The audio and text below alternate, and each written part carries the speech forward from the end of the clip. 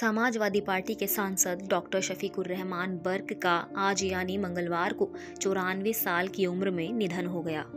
Media reports के अनुसार लगभग 20 दिन पहले किडनी में इन्फेक्शन बढ़ने के बाद उन्हें मुरादाबाद के एक निजी हॉस्पिटल में भर्ती कराया गया था।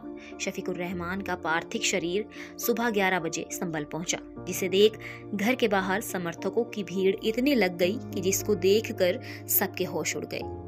उनमें एक नाम शामिल है मोदी सरकार को टक्कर देने वाले वकील महमूद प्रचा का, जो शफीकुर रहमान के जनाजे में शरीक होने संभल पहुंचे। जब हमारी संवाददाता निशा लकवाल ने महमूद प्रचा से बात की तो देखे उन्होंने कैसे भावुक होकर क्या कुछ कहा। एक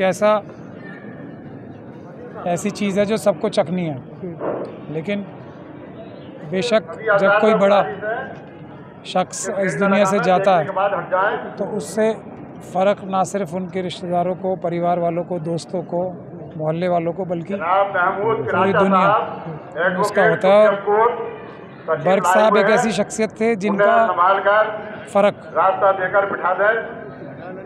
सिर्फ इंडिया में नहीं, इंडिया से बाहर भी पड़ेगा, लेकिन ये एक ऐसी शय है जिसके आगे सब किसी का बस नहीं चलता। इसमें सबको जाना ही है। बर्क साहब के साथ जो है एक राजनीति के एक युग का अंत हो गया है। वो एक ऐसे राजनेता थे, अपोजिशन भी जिनकी तारीफ करते हुए नहीं थकता था। राजनीति का ही नहीं, एक खिदमत का, एक लोगों के हौसले का, एक रास्ते का।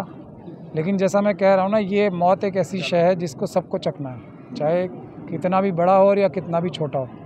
लेकिन हम अल्लाह से दुआ करते हैं कि अल्लाह उन्हें आला से आला मकाम जन्नत में अता फरमाए और उनके गुनाहों की मग़फ़िरत फरमाए, और हम सब लोगों को भी उनके रास्ते पे चलने की तौफ़ीक़ दे। कोई सा भी मुद्दा हो हमारे देश का, हिंदू का, मुसलमान का, बेबाकी से वो संसद से लेकर सड़क तक बोला करते थे। संभल की राजनीति के लिए आज कितना बड़ा नुकसान का दिन है। क्या लगता है ऐसा राजनेता इतिहास में कोई पैदा होगा? मैं यही कह सकता हूँ कि जो टेलीविज़न पे, संसद में, प्रेस में नज़र आता था, उससे ज़्यादा बड़ी शख्सियत थी। जो चीज़ें नज़र नहीं आती थी वो हम लोग जानते थे। मेरे उनसे बहुत ही गहरे ताल्लुकात थे, और अभी मुझे उनके परिवार वाले भी बता रहे थे कि मुझे बहुत याद करते थे, और मैं भी उन्हें हमेशा याद करता था। और जब भी कोई बात होती तो हम उनसे जाके पार्लियामेंट में सवाल उठाने के लिए भी बहुत सारी चीज़ों को कहते थे, और वो उसको उठाते भी थे। तो एक बहुत ही बड़ा नुकसान तो हुआ है, लेकिन मैं जैसे बार बार कह रहा हूँ, परमानेंट सिर्फ अल्लाह की ज़ात है और कुछ नहीं है। सबको, हर शय को मौत का मज़ा चखना है।